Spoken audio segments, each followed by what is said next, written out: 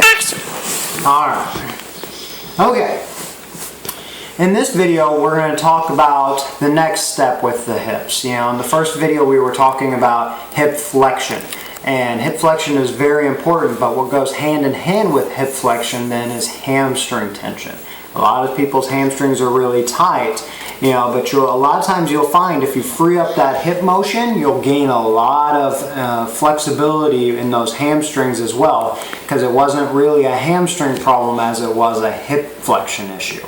But, you know, we talked about in the last video, when you're laying down, you should be able to pull that knee up about 120, 130 degrees. But now for the hamstrings, if we back that down to about 90, holding that there, you should be able to straighten your knee.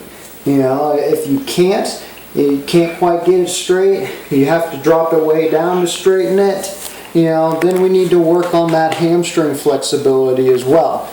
The first exercise to start doing that is really simple. Right from this position, we grab that leg, we hold it at 90, and you're going to fire the quad, straighten it as hard as you can for a couple of seconds and relax. You know, and again, ideally you want to do this for, you know, a good minute to 2 minutes at a time, or you can do it for repetitions until you fatigue out, trying to do more each time. Once you can do 90 degrees, pull it up a little bit higher, do it again.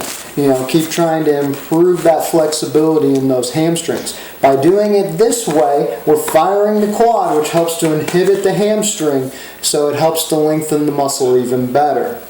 Last, you know, what we want to work on is we need to free up the fascial restrictions that are there.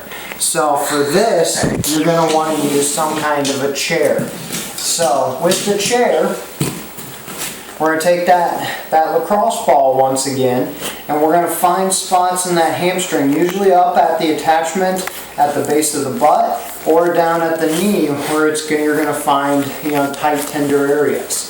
You're going to find those spots, put that, you know, that lacrosse ball in there, get a good amount of weight on it where it's a little bit uncomfortable, and now you're going to extend that knee, you know, straighten that as much as you can, try to keep your posture up and relax. And we're going to do that for repetitions.